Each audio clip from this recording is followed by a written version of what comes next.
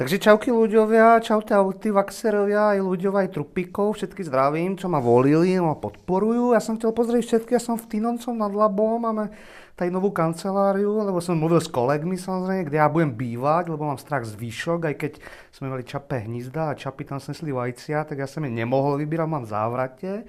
Takže samozrejme, bojím sa aj obuškov a všech tady týchto vecí, takže sa nedívam aj na pohádky, obušku z pytla ven, lebo ma to desí, takže ja sa na to nedívam, mám pocit, že to je nejaká provokácia. Takže ja som teď ve sklepě, som rád, mám tady svoji kancelárovia, mám tady aj švábe, ja mám rád zvieratka, to víte, to sa o mne ví. Takže ja tady mám aj kryse, som zvyklý na kryse z poslanecké snemovny, lebo to mi je taký vyžratý potkán a všichni na to zvykli a co, ako mi to mrzí. Takže to som chcel povedať, že mi to mrzí a samozrejme zisťujeme, ako, že máme data, čo sa teď deje vo svete, ja vám tady prečtu. My teď v túto chvíli, ne, to nie je ono, my teď v túto chvíli samozrejme řešíme to, co budeme dělat. Lebo ľudia sa mne ptajú, mňa potkám strašne moc ľudí, sa mne ptajú, co mám dělat. Tak ja im samozrejme poradím, lebo mám ty skúsenosti.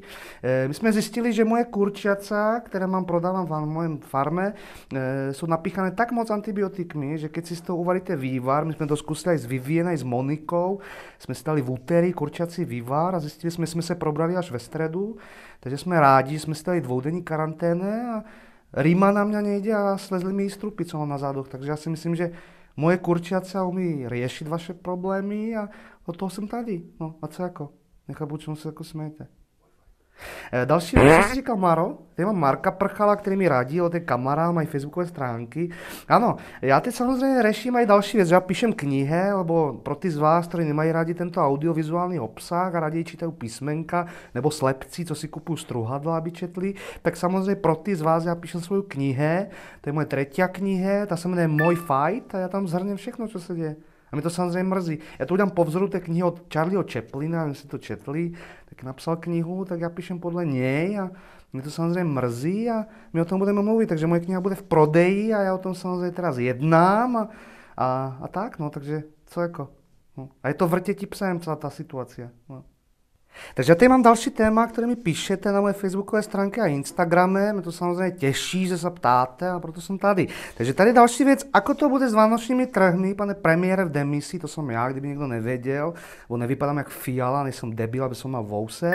Takže jak to bude s vánočnými trhmi? Bude to asi tak, že trhy budú otvorené všem očkovaným a narozeným vo znamení kozoroha. Teraz ešte jednáme o tom, jestli by to nemohli byť aj tí, co sú ve znamení rak, lebo vieme, že ryba nemôže chytiť covid, lebo ten som debil, keď má žabre.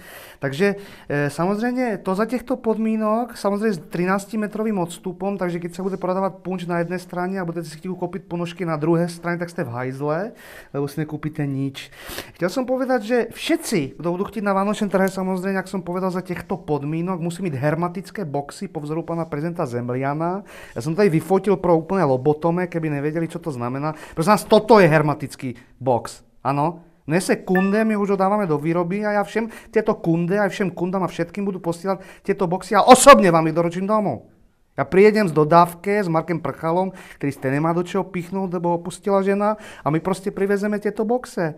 Chcel som povedať, že tieto boxe sa samozrejme nevztahujú na trupíky, lebo pro ty děláme zvláštne inkubátore. Lebo my sme blázni, abychom udělali proste 13-metrový box pro človeka, ktorý má průměrne 20 cm. Takže samozrejme toto my všechno děláme. Maro, neskakaj mi do reči, ako. Mám svoj proslov, tak nech toho, ako nechápu, o co mu jde. Takže samozřejmě toto jsou Vánoce, no, takže Happy New Year všem, jakože. No, a co jako. Prosím vás, další téma, ktoré mi často píšete na moje facebookové stránky, aj moje Instagramy, aj do mailov, lebo mám aj maile, tak samozřejmě pro ty z vás, kdo se ptáte na moje majetke, tak prosím vás, nie je to pravda, ano? Nie je to pravda, ja nemám majetke, lebo všetko, čo som videl, je poctivo narobené a ja proste robím čisto a v 70. rokoch to nie je prdel. Akože, co si myslíte, ja som chcel podnikať, som začínal z nuly, ja som musel mít strašne moc schúzok s ľuďami, presvedčovať ich, že som podnikavý, že mám ducha, aj telo. Takže ja som toto všechno chtěl povedať. Takže pro tí z vás, ktorí to neustále spochybňujú, že mám nejaké peniaze, tak nie je to pravda.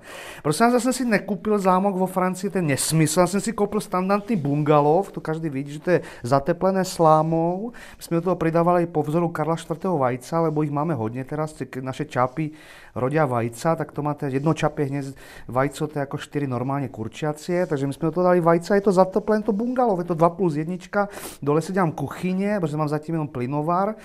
takže mi to nevadí, samozřejmě cena plynu šla nahoru, takže já jsem skoupil aj plynovody, takže samozřejmě toto všetko je 2+1, tu mám také jakože pro Monike, tady má taký salon krásy, lebo je pekná, tak má napíchanú hlavu botoxom, botox došel, tak ji teď pícháme normálně rybituk do hlavy a ona samozřejmě roste, my jsme rádi, že roste, do hlavu už máme jak medicínbal, já jsem rád, lebo kdo má velkou hlavu, hodně ví.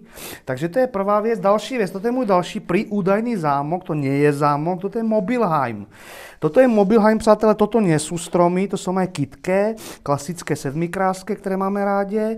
A samozřejmě toto je barák, to je už jenom 1+1, protože jsem chtěl něco menšího pro moju Vivien. A keď jsem mi to koupil, tak se tvarila takto. Takže já myslím, že je šťastná, že má vlastně bývanie.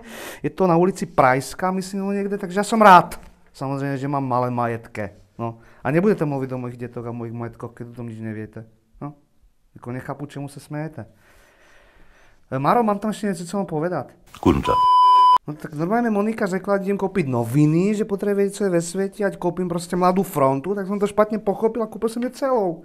A co jako? Tak jsem si povedal, že keď mám Mladé fronte, tak koupím aj iDnes, lebo však keď máš jedno, tak musíš mít dve, tak s varlatami. Keď máš jedno varle, je lepší než druhé. A keď nemáš, tak mi aspoň čape hnízde. Debile. Pardon. A samozřejmě další věci, jakože teraz možná, kdo z vás sleduje hudebné porady, typu Očko nebo Rebel Music, to se mi úplně nelíbí, Rebel, to mám rád Mára, lebo mám rád rockovou muziku, je tvrdák, což mi dokázali tehdy, když jsme byli pod stanom, pamatuješ v ledně, v máji, v juncu, to je jedno, prostě jezdíme furt pod stan s Marou, chytáme rybe a jsme rádi, no, si rozumíme, co jako, nie je to homosexuál. Takže já jsem chtěl povedat, že jsem Očko, televízna stanica Očko sa od príštího junca premenuje na Očkovanie, aby ste vedeli, že samozrejme tam hrá také očkovacie piesne, akože naočkuj sa, keď nechceš zdochnúť, naočkuj sa. Takže tak, ještě nemám ty rýmy úplně hotové, ale my na tom samozřejmě pracujeme. Jo, takže pro ty z vás, kteří jsou starší ročník 60+, tak máme samozřejmě novou stanicu retro očkovanie, jestli si to pamätáte, tak tam dostanete všichni posilovací vakcíny. Samozřejmě ta stanica bude černobílá, bez zvuku, lebo máme to úplně k hovnu, lebo neslyšíte, už ani nevidíte. Takže to jsem chtěl povedat, no a co jako? Takže abyste věděli, že nesem iba tyrán, tak som chcel povedať, že od príštieho mesiaca s okamžitou platnosťou od 8.00 mimo trupikov, to neplatí, lebo by tam nedošli, tak som chcel povedať, lebo by to bolo ťažké, by sme museli kupovať akože nejaké zdvižné tahy a tahať trupikov, to ma nebaví. Tak som chcel povedať, že my organizujeme, lebo ja osobne organizujem špeciálne akože ozdravovné pobyty na Kryme, kde už byl aj môj syn, aby šiel príkladom, lebo samozrejme mi furt říkal, ocko, vem ma do zimy, ja chcem vidieť zimu a sňah, tak som povedal, dobré, tak som poslal na Krym a on byl takmer unesený, on byl doslovně unesený a samozřejmě potom to média úplně protočili proti mně. Takže pro všetky, abyste věděli, vaše děti můžu okamžitě s okamžitou platnosťou na Kryme. Já teď chystám také vlake, kde budou děti stát a budou mít aj okýnka, aby se mohli dívat na prírode, lebo to bude pravděpodobně to poslední, co uvidí. Ale samozřejmě já budu Maschinenführer. Já osobně ten vlak budem Maschinenführerovat. Lebo kdo jiný než já? Marek Prchal bude prihazovat uhle dozadu, nebo to bude uhelné vlake. Monika pojede taky a bude roznaše bagety česnekové. Co má rod nám, jak si chtěl? A samozřejmě další, ano, samozřejmě vím. Jsme o tom mluvili, aj samozřejmě, abyste věděli, že i hlavné celebrity naší poslanecké sněmovny do toho jdou a já jsem rád, že mě v tom podporí. A já jsem mluvil s panem Václavom Klausem juniorom, lebo vím, že má taky děti a říkal jsem, Vašku, tak svoje děti teraz taky můžeš vypustit na Krym na chvilku a on udělal, že ne, tak já se tak na mě ksichtil, že se mu to nelíbí, tak jsem povedal, keď se ti to nelíbí, tak dobré, ale nelidej na mě ty ksichte, vem si respirátory, kurva ti táhne z hube. Takže Vašek povedal, že ne a já s tím samozřejmě souhlasím a nebudem ho presvedčovat. Pak jsem trošičku mu řekl, Vašku, tak se na mě nezlob a můžeš dát příští rok, ať si to rozmyslíš, tak udělal, no dobré, tak jsem povedal, dobré, no. Takže já jsem pro a samozřejmě bude tam i pan Vojtěch, můj kamarád, který tam bude zpívat karaoke, takže já myslím, že pro všechny děti, které mají rádi hudbe a i muzikále, tak mistr Vojtěch tam má písničku, která se jmenuje Praská a skrípe parapet, takže já myslím, že Vojtěch bude zpívat moc pekně a bere si žehličku na vlase, aby měl tu ofinu takovou furt rovnou. Co, Maro? Chce se ti spát, nebo co? Jo, samozřejmě další věc, další poslanec, no bych povedal nakrát celebrita naší poslanecké sněmovny, je Karel Schwanzerberger, kterého jsem samozřejmě taky poprosil, jestli by nechtěl jet, jakože na Kryme. A keď jsem to povedal, tak asi po 2 větách usnul, takže já samozřejmě se s ním těžko mluví, tak jsem mu posílal faxe. ale vzhledem k tomu, že fakt se sú zvukového rázu, tak ho to ani neprobudilo. Takže uvidíme a on si teď varí pri nejaké párke doma a usnul, tak možná mu vyhorí kuchyň. A to nevadí, lebo jak som povedal, mám 2+1 a môžem ho vzít třeba nahoru do věže jako popelku.